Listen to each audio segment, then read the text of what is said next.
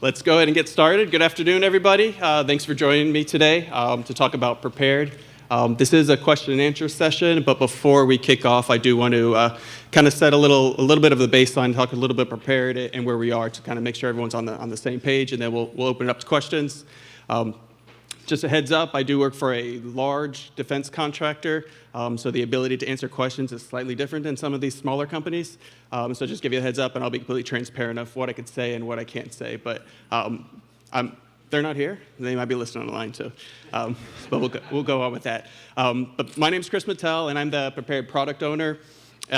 Interesting story. Yesterday we went to the Space Center.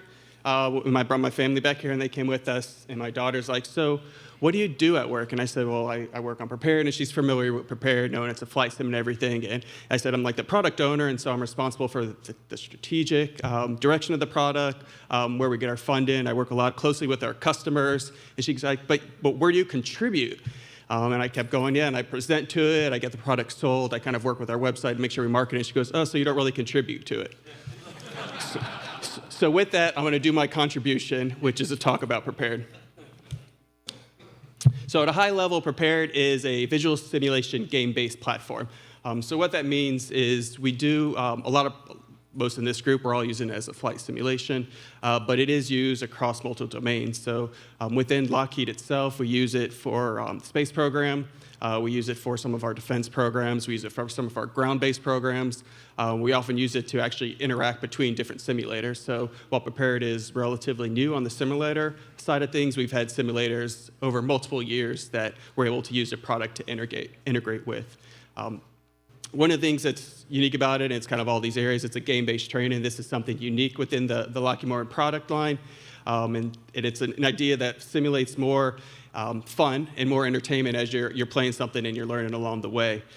One of the key components that we have is kind of experience a scenario before you actually go on the field. And we have different tools like SimDirector and SimOperator. Has anyone used SimDirector or SimOperator?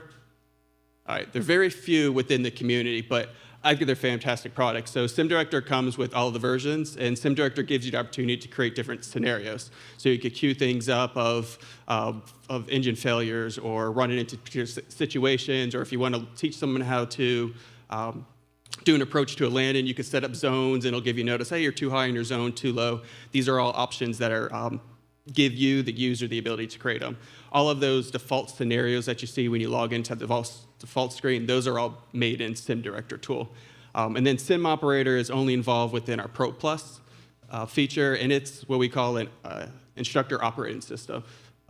So what that gives the opportunity is while you're flying, you have an instructor in the back go, hey, look, there's a storm coming, and a storm shows up, and it goes, hey, look, you got an engine fire, and he's able to control it in real time. So SimDirector gives you the opportunity to create those levels that you're interacting, and SimOperator has the ability to actually jump in and interact with it in real time. And as you guys may be well aware, based on a lot of third parties out there, we do have a software development kit which allows you to build a lot of modifications to Prepared. So we look at Prepared more as a platform as opposed to a straight out of the box kind of product. A little bit on the background of Prepared, so you kind of know where we're coming up from and where we're headed towards. Prepared was started in 2009 and started from our wonderful friends at Microsoft with their flight sim product. So Microsoft was in the market. They were kind of the original developers of a flight simulator, and then they decided to drop out of the market, which probably made some people in this room quite disappointed and brought you over to Prepared. Thank you. They're going to do it again. I tell you, they're going to do it again. Just give it time. So they jumped out of the market, and Lockheed was in a position. We had a particular program that we were using, and the product we were using was not fitted in with the classification requirements necessary. So the government puts on a lot of cases of where software can be developed, countries of origin, types of information that's in there. So the product we were going to use was not available, so we had to do something quick. We actually sent somebody at the time to Best Buy and said, hey, let's try Flight Sim. They came up with a Flight Sim, and we played with it, see what we could do with it. And we're like, hey, this might be possible. There could be something here to meet this program requirement. Then we talked to Microsoft, got an agreement with them. Microsoft was smart. Maybe we should have known. At that time, they said the product could only be used for, it cannot be used for entertainment purposes. So when you sign up for our EULA, Prepared cannot be used for entertainment purposes. Obviously, they thought maybe we'll be back in the market, and they didn't want us to compete in that market. So that's where we are right now. Over the years, like I said, it's been about 12 years now. We're going on 14 years, actually. We've had multiple different releases. Version 5.4 just came out recently. A little talk on the 5.4 side of things. 5.4 was really focused on increased performance and stability. Those are the kind of two key components. What you see on this chart is kind of showing one of our big customers that's been driving 5.4 in the extended period of time that led to 5.4 development. So 5.3, I don't remember the date that 5.3 came out. Anyone recall? It's been quite a few months, and I see it on the forums. I read the forums. When's the next one coming out? It's been a long way. You guys release almost exactly every 6 months or every 4 months and 6 days. So we see that. But the Air Force has this capability, and what you see in the picture is they're currently transitioning with their pilot training transformation program to more simulation-based flying as opposed to all training on aircrafts. When we talked to the Major General Craig Willis, who's based out of the 9th Air Force Commander, they run all the training out of Randolph Air Force Base, and then the other Air Forces based beyond there. He said they're training pilots the exact same way, I guess we'll go back a couple years, the exact same way in 2019 as they were for World War II. Nothing's changed. They go to the exact same curriculum. If you look at the book and you train to be a pilot in the Air Force for World War II, you'd be using the same manual as the students who are using it now.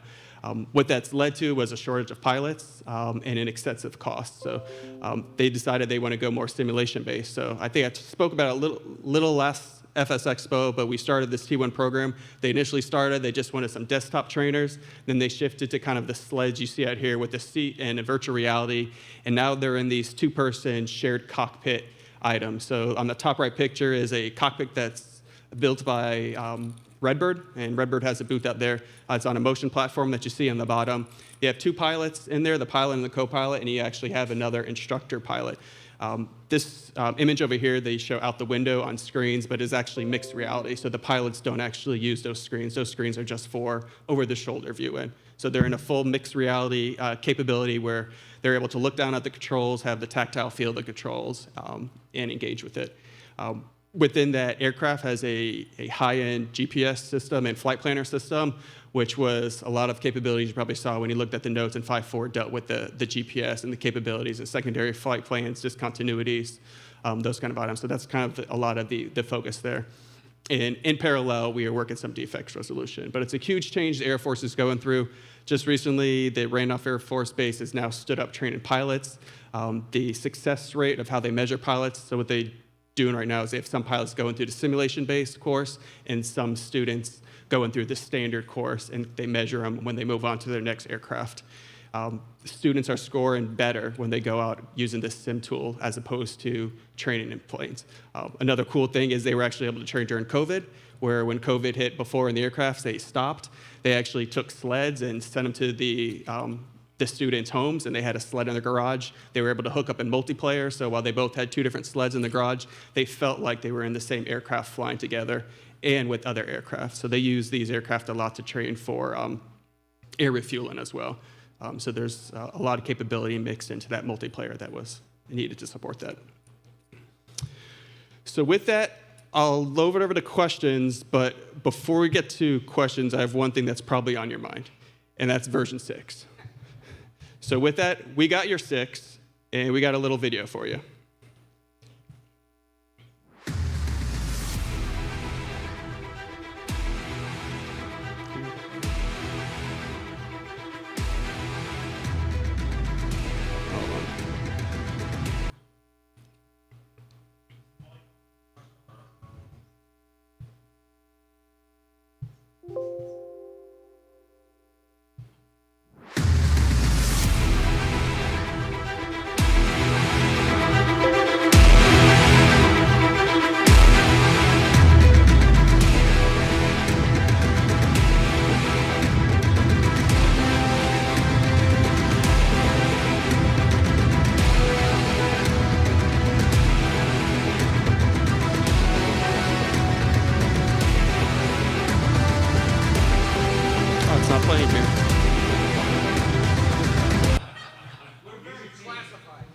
Nobody said a thing? I watched the thing twice and nobody said anything. Come on, guys. Gotcha. I didn't say anything about a release. I just had a video to show you. Yeah, can we put it on low, please? Right over there, the switch is under 279. Low works best. All right, let me try this.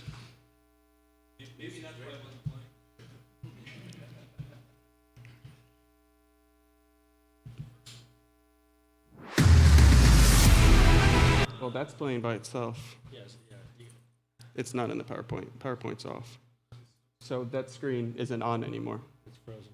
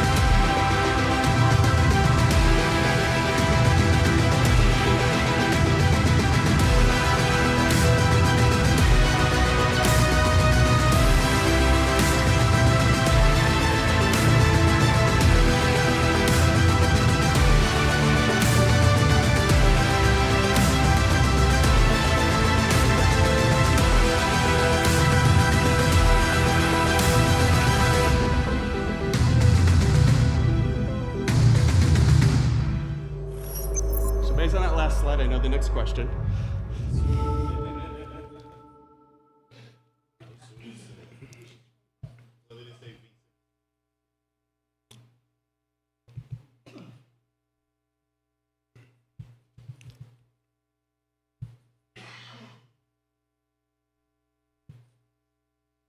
Can you leave it on the low?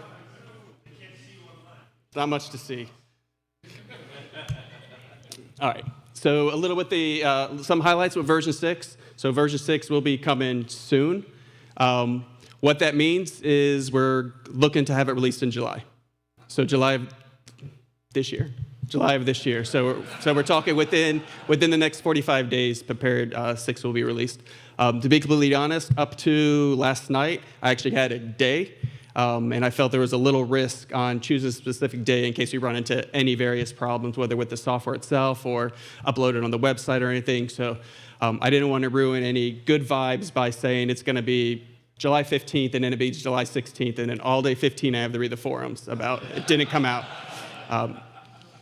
So with that, some of the focus areas are new Linux system. Yeah, go ahead. Is there going to be a migration path for the new version? So for every major version is a new purchase. So we'll have point releases, so like 5, you get 5, 1 through 4, but every major release is going to be a new release. But I do have some good information about that at the end here. Yes, sir? Will the scenery and aircraft be backwards compatible? Yes, that is the intention. Now, when I talk on this slide, we did update our lighting and shadows to be better. So we introduced more temporal anti-aliasing,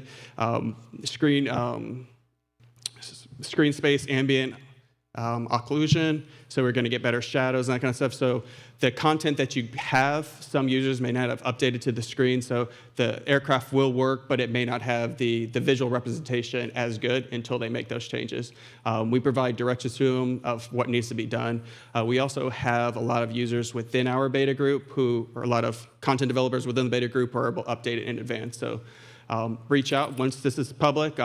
It did get released on our website at 5 o'clock, so if anyone looked at the website before we go, it was already there because we were delayed a bit. But reach out to your content developers and ask about it, and we can get them involved so those changes are being made. We also introduced planar reflections, so you'll see a lot of the reflections that we're able to enhance and enable both on all the different terrains and build-ins and features and stuff are much more improved. So a lot of what you're seeing before is going to have a much more realistic look and feel. Another thing that we made a big change on is we talked a lot about in version 5 True Sky and how True Sky is great. After we got to like version 5.1, we're like, what do we do with True Sky? It's put us in quite a bind. So we developed an entirely new atmospheric system. So it no longer uses True Sky. It uses some, watch this, some Unreal algorithms and stuff that we're using. So we started looking at what Unreal could do, of what they're doing, and how we could implement it within there, and able to kind of increase that. So fog is much better. We talked about haze. Haze has much been cleared out. I know there's been a lot of problem with the haze that True Sky created. Multiple layers. We are going to support now precipitation, accumulation, so whether it's snow on different textures and build-ins and puddles on the airport runways and the puddle ripple marks and stuff, all that is going to be part of the feature set as well. And another interesting thing, too, is we are supporting multiple weather station weather. So instead of doing weather over, a lot of systems do weather over an entire area, you're able to set weather at individual weather stations. So as you go from one weather station, transition to another, the weather obviously changes. Going from Houston to New York, it changes. You're able to set that weather, or the third-party developers are able to use their tools to set different weather stations, and then we blend going from one weather station. So you go from clear to cloudy to storm, all within by setting different multi-weather stations. A lot of the focus was on the airports. I'll be first to admit Microsoft Flight Sim looks beautiful. We are focused on training, so I don't think there's a lot of training benefit of buzzing your house. While it's cool or flying low to the ground, those aren't things that our customers typically looking for. They're typically close to the ground when they're at the airport. So there has been a lot of focus on the airport. So the vast majority of airport models were redone. We've introduced light-in models. So instead of just particular lights and locations, you have your different types of light-in models situated throughout, as well as modifying the textures and all the airport models from the terminals to the fuel trucks to the shacks to the sheds and stuff throughout. You'll see improvement on those items as well. Yes, so it's all of our default airports are now used. All of our included airports are using that. If you use a third-party airport, that obviously overrides what we've done and it uses their content. But yes, it will be all airports. Also improved some of the textures and offenses and other kind of things along with that. Yes, sir. What made us change it from orange to blue? So really details what our company initiative is. So if you look at our company website, Lockheed Martin, before they had blue circles, and that was our thing. It was these, or no, it wasn't blue circles. It was the orange and gray circles. And now it's this, their icon is more blue and limited to that. So it aligns with what the corporation is doing. And then one more item on version 6 before we get to questions and answers is our new pricing model. The biggest takeaway you'll see is now we have a personal version. That personal version is for at-home use and K through 12 academics. So those of you who have been reading the EULA and buying the professional version, because that's what you're supposed to be doing, you can now sleep better each night by buying the personal version and saving. So we keep the same price, personal version, so those users who are using what they were the academic or professional before could buy a personal version for at-home use. With that, we kept that same price, but we did increase the price of our professional version and our professional plus version, which enters more of the commercial market and our other user base. But those in this room will be getting a prepared version, sleeping well at night because they're using it at home for $59.95, same price they've been paying over the years. And on the right-hand side, we got a little update page. So one of the challenges that you guys probably had is each time we put out a patch or release, you're downloading 20 gigs of file and you're unzipping it, and you're redoing your add-ins and stuff. So we introduced a more streamlined update process where you get notifications with the application to update, and it updates directly, and what's being passed to you are the changes that are necessary, not the entire package. What's good for us on that front is if we have a defect, that'll show up, and I guarantee a defect will show up on day one no matter how long we test it, because this we could spend all year spending a lot of money testing, and then we'll still find a bug. So given the type of system that we're developing here, it's not a mission critical system. Planes don't fall out of the sky if we have a bug. We're able to release with a more streamlined process. But with this new update process, we're able to push updates more quickly because we could push out a couple files that is a few meg download and updates. You don't have to uninstall, reinstall, and go in that process. So it'll definitely speed up that update process and minimize your bandwidth. And we'll still have developer subscriptions for those who are developing. Those also have increased in price a little bit to better align with the new price of Professional and Professional Plus.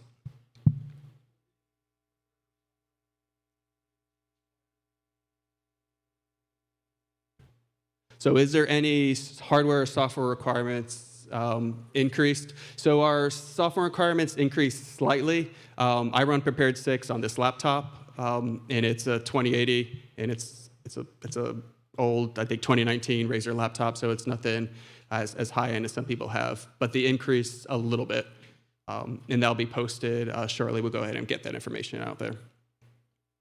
And with that, that's all I wanted to talk about and present to you guys, but I wanted to give the opportunity, as I stated earlier, for any questions and answers. So we do have a mic in the back. That'll save me from repeating the question and allowing the people online to hear. So if anyone has any questions, feel free to raise your hand. Over here. Yeah, we've all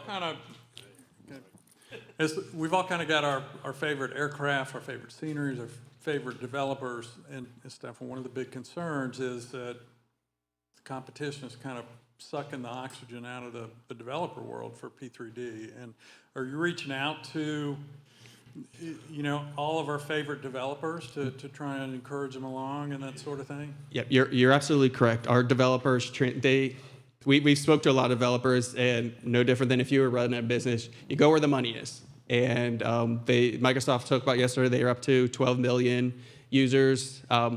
We're not at 12 million users. We don't ever expect to be that. That's not our market. That's not what we're going for. With that, yes, we absolutely talk to developers. We include them in our beta groups so that they're able to get the software at no cost, have time to integrate it so that they're ready when we're ready.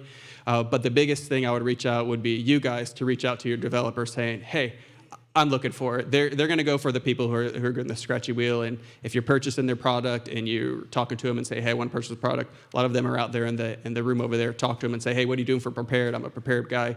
I do have shirts in the back. So those who sign up the name, everyone has sent me an email, has their name, has a shirt in the back with your name on it ready for you. There are a few extras, so if you didn't get your name there, make sure you grab an extra. Wear it around tomorrow. Let's fill this place with Prepared shirts and let people see it, that there's still an audience for it. We don't set up a table because we don't see a lot of value in it, because I think a lot of people see the product. A lot of it is more of the hardware and things you need to get a tactile feel of. That's kind of the biggest market, but we're definitely around.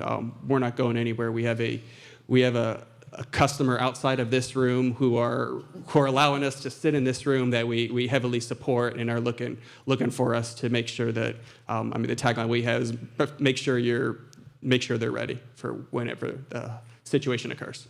So I don't want to beat a dead horse, but I do want to follow on to this gentleman here, because I think the concern is real. I mean, a lot of us, I know at least myself, I've been with you all since Prepared version 1. And I think a lot of us have, we built our systems, we've been faithful to the system. And, our friend up here, Microsoft has sucked a lot of air out of the room. I guess the question is like the Air Force, Lockheed Martin is a major defense contractor. And the Air Force, no doubt, is probably one of your largest customers, with the exception of us also. But, we're not paying thousands of dollars. So what is the value proposition that you have for the flight sim community? It's a good question. So I think what we're looking for is, originally we kept the flight sim community in it because we thought it was the right thing to do. So when Microsoft stepped out of the market kind of hit a wall. There was no other product to kind of move to. We picked up that, and we almost felt it was our responsibility to keep what was there. And we also wanted to keep that ecosystem growing to ensure that you guys have content and additional content, as well as our other customers have content. Our Air Force has the ability to buy aircraft from different organizations. We are reaching out, like I said, to these companies and working with them and trying to make it as easy as they can and move over and support it. But it's really going to come down to where your support is and where you want to go.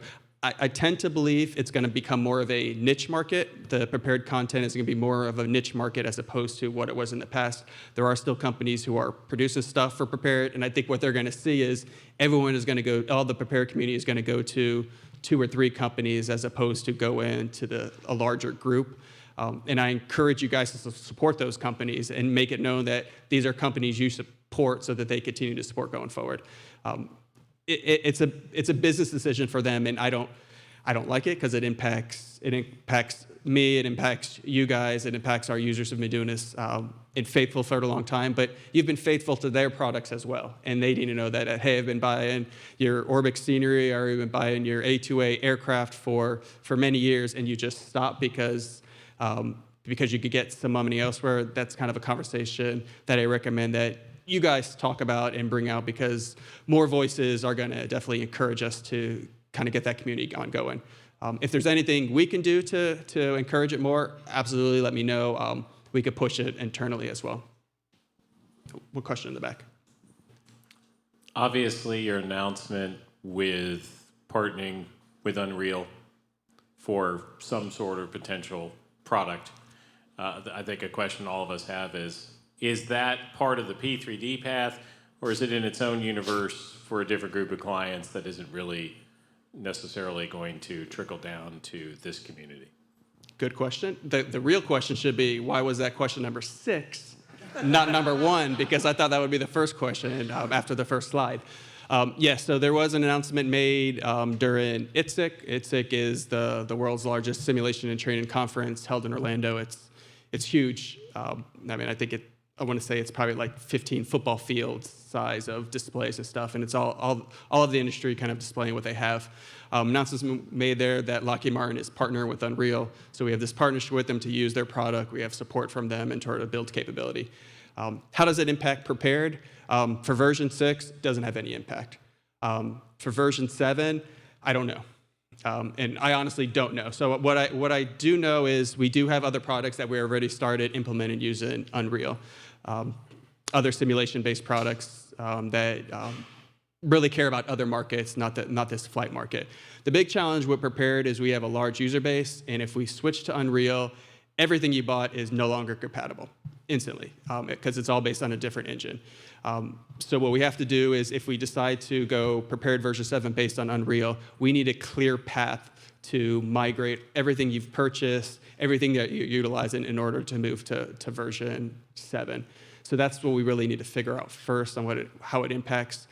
We could come up with a new product that uses it, a new flight sim product, but then that kind of leaves not only this group in a dead end, it also leaves some of our larger customers, like I talked about the U.S. Air Force, they just spent more money than you guys spent in your cockpits on building their cockpits, and they have 30 of them. So they've invested a lot of money in there. If we stop improving the system going forward, it ends up being not so much a black eye. Well, it's a black eye for Prepared, but Prepared is a very minuscule portion of Lockheed Martin, being a $65 billion corporation.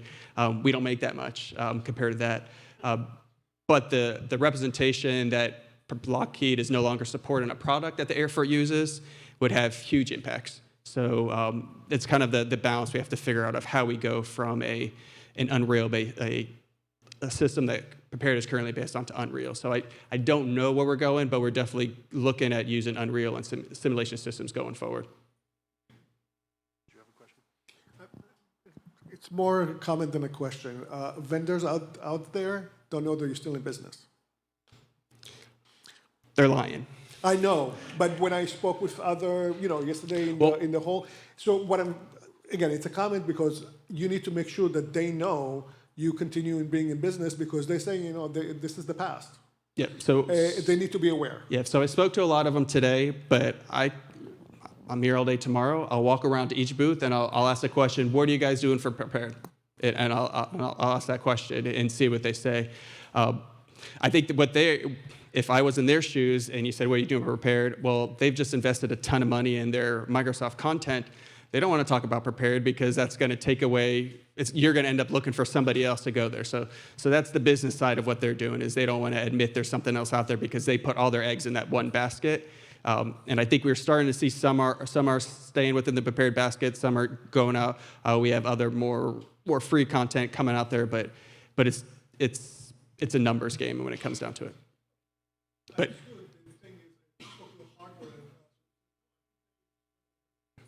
what? Yeah. Okay. I'll make my way through all the booths tomorrow, and like I said, I'll ask that. It'll be an awkward conversation, but I'll have a prepared shirt. I'll smile and I'll leave a sticker. But absolutely, yeah, we're still in business, and like I said, we have an audit. Sorry about that. To be completely honest, Lockheed Martin is not concerned about this community being upset with us stopping prepared. So, I mean, you're more users, be honest, you're more users than the Air Force is because, like I said, they might buy 30 systems, and there's more than 30 in this room that have the product. But it's a foot of the door for a lot of conversations. So I get to sit with a lot of generals and colonels and stuff like that and talk about what we could do for them. And a lot of it is because they've utilized Prepared because it's a $200 investment to utilize a product. And then before I know it, I sold them a dome for $15 million. So it gets us in that door to kind of work those products. Chris, I'm going to add a question from online. Scott wants to know, and I'm going to kind of reframe this. Has there been any change to sort of the core of P3D V6 that uses more utilization of modern CPUs and GPUs? So we're constantly looking at rethreading and optimizing the way things are executed. I was talking to someone earlier where they stepped up to version 4. They were seeing some changes in the way the CPUs, unfortunately, they were seeing negative impacts. I think in general what we've seen with the transition of 5.4, more positive impacts in the utilization of both the processor and the GPU. So there are changes made in that area. We have a backlog of items that we're trying to introduce. A lot of them they're risky because you're basically going in something that already works, re-wickering it, and put it back in. So we do many of those things earlier on in the development cycle, and this development cycle has been going on for since prior to kind of like the 5.3 kind of time frame we've been working on this. So it's been going on in the background. But yeah, there are some changes there as well, and they'll be noted in our release notes. Up front, and I'll repeat your question. Is it the same start screen The same start screen? It's going to be,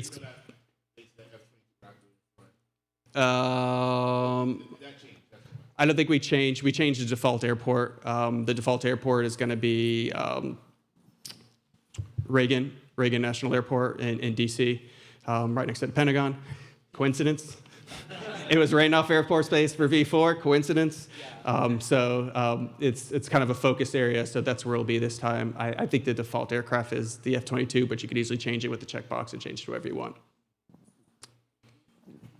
So I guess my question is one a little bit from a marketing standpoint, but are you looking at marketing with a STEM slant to be able to figure out how to get young people, and I know you have a K-12 version, but are you looking at that to make it relevant for anyone who is taking flight lessons? And I know Redbird uses Prepared and so forth.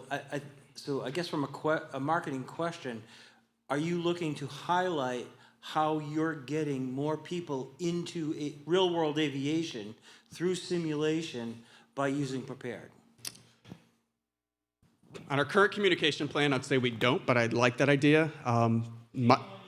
Yeah, so we work a lot with a lot of STEM organizations. So the Orlando Science Center in Orlando, obviously, we've donated a lot of license to them and set up an entire flight lab that they bring students through. They also build out deployable sims. So for students who, for economic reasons or social reasons, can't get to the center, they actually bring the devices to them and let them train. The Civil Air Patrol builds out kits, and Prepared's are part of those kits. There's a flight camp, an aviation camp in Pensacola that is utilizing Prepared for their camp. Space Camp in Huntsville, we recently donated a number of licenses to them to set up their new aviation camp as well. So we work with a lot of organizations, I think it does need to be promoted more. Lockheed Martin as a whole, for our STEM, and they do a lot of STEM initiatives that are for engineering and focused on aeronautics and engineering. Prepared is used throughout the corporation for STEM. I would think it's one of the number one, it is the number one item that Lockheed uses for STEM because it's not export controlled, it's not ITAR controlled, so even though it has weapons in it, they're not mandated by the government, so we could pass that around. Yeah, I like that idea. And I talked about communication plan recently, because me growing up, I wanted to be a pilot. I went to space camp as a kid. That was my dream. Wanted to be a fighter pilot, wanted to be basically Top Gun. Dream never happened. But I think doing the work I get to do now, and doing software and doing it with flight sim and working with the pilots and working in organizations, nothing gets me more giddy than going to the Air Force Base and just hearing the planes take off while I'm in a meeting. I'm like, this is awesome. I'm looking out the window, not paying attention. But are we going to be at Oshkosh? We don't have plans to be at Oshkosh at this point. Okay. Okay. I like that idea. I could use another trip. Is it hot at that time of the year when it's over there? Okay. Okay. Thank you. I'm with a company that we train wildfire pilots, and we're on the Prepared platform, mixed VR, working great. My question is, and I don't know the technical term for it, so it's great, we can see all our hardware we have set up, but if we have a 3D panel overhead, let's say, do you plan to implement a way that we can use our hands to operate those 3D panels? So doing hand gestures. So you're using virtual reality, not mixed reality, you said? So it's a mixed reality, but the bottom, your lower part is physical and the top is all virtual. Wherever we want, wherever they need implement. So it's a blend. Some of your switches are blend, yeah. So we get a lot of customers, particularly in the Air Force too, are interested in the hand gestures. What we found, and we've implemented some cases for it, so we do have I'll call a beta version of hand gestures. The challenge we see with hand gestures is everybody wants it until they use it, and it has to be 100% perfect to be effective. So that's a challenge, and the other challenge is you don't often look what you're touching. So when you're driving your car, you don't look at your radio and change the volume. You know where it is, and you just change the volume. With hand gestures, you have to be looking at it because it has to be in the visuals because it can't tell where your hand is. So it doesn't always fit the use cases as well, but we definitely have some internal research ongoing to kind of introduce it. And we're working with Magic Leap to use hand gestures. And we demonstrated some of that capability a few months ago to the Air Force lab up in Sunnyvale, and showed them some of that. And the challenge is it seems like a good idea until you use it, and we need to make sure it's in a usable state before we get there. So it's something we're looking at it, but it's not in ready state. You need a beta tester. All right. One of the reasons that some of the add-on airport developers came in was because the default airports left a little bit to be desired. You're saying with version 6 you're going to have improved airports. Are they going to be not necessarily the quality of an Orbix or but are they going to be current configurations, current taxiways, current layouts, current terminals? Yes, so they are current. Now, current as when they were introduced, and there's airports that have changed. They changed before we got to Houston, and now they're slightly different. So an interesting thing we are looking at is, in particular, I talk about the Air Force again, is they care about 28-day updates on the navigation system and utilizing that data. We don't support that.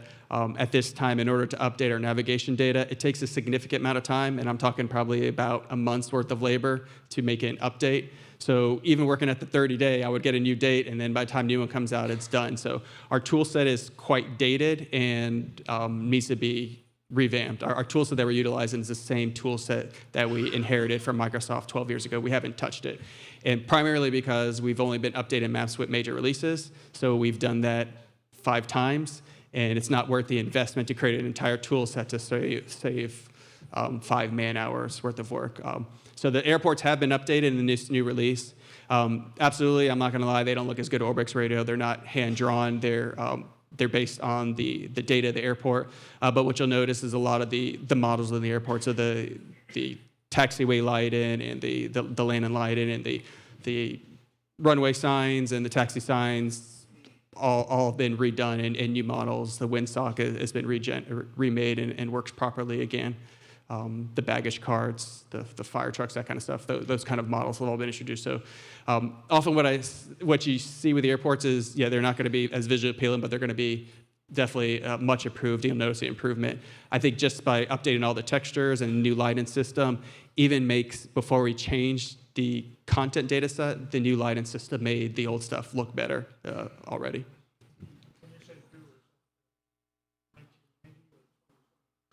When I said which one? As far as when you said the airports are up to date. Oh, they were up to date within the last 6 months. Within the last 6 months.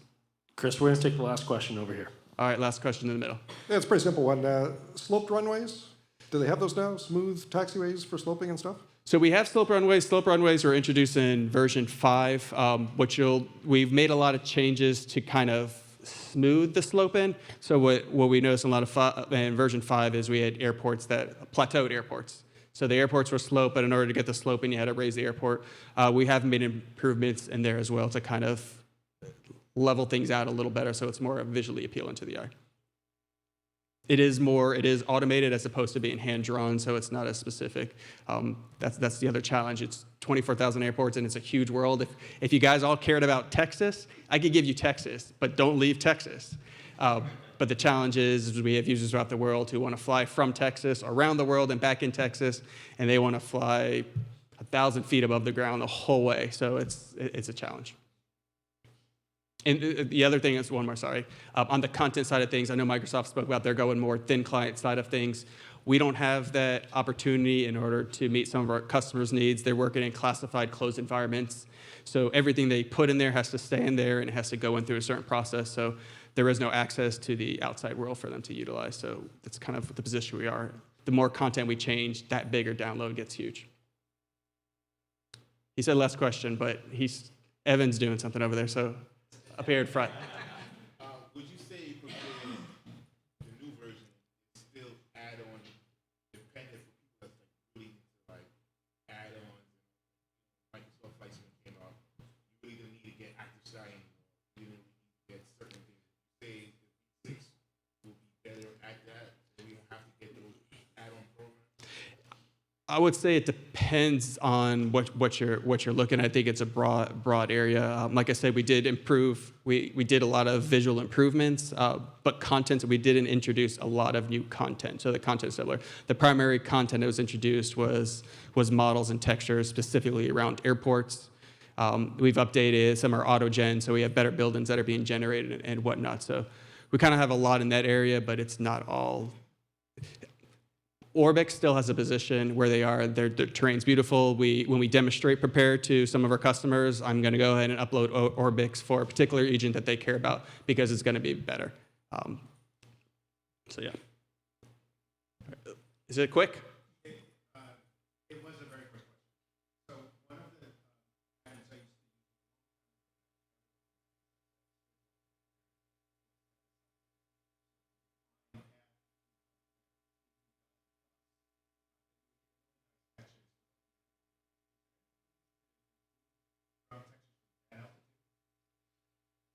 I don't think it's in the plan right now, but it's something I could look into, of looking at the higher level textures. Yeah. Is that, I'm not familiar with that product. Is it still around? It's dated. Okay. Okay, it's photoreal. We've done some areas within Prepar our photoreal, but we don't have a lot. That's one area where Microsoft kind of beats us to the game because they have this cool program called Bing that includes all of this imagery. And then they have this other cool server room called Azure where it stores all that information. I can't even access a cloud from this computer. It's completely locked down, so I can't even access the cloud. So if you send me something, it has to go through a security firewall. If you put it on a cloud, and people, like on our forums and stuff, many times we will post something, and we're like, we can't see it, we're locked down, we can't get to it. So that's the environment we're in, and so, but the photoreal stuff, we could bring content in part of it. We'll look into that. And I think that's it. I appreciate all your time. Most of all, I appreciate you guys' continued support of Prepar. If you have a shirt with your name on it, it'll be in the back to pick up. And there are some shirts available with no names on it, so if you didn't have it, feel free to grab one. And wear it tomorrow.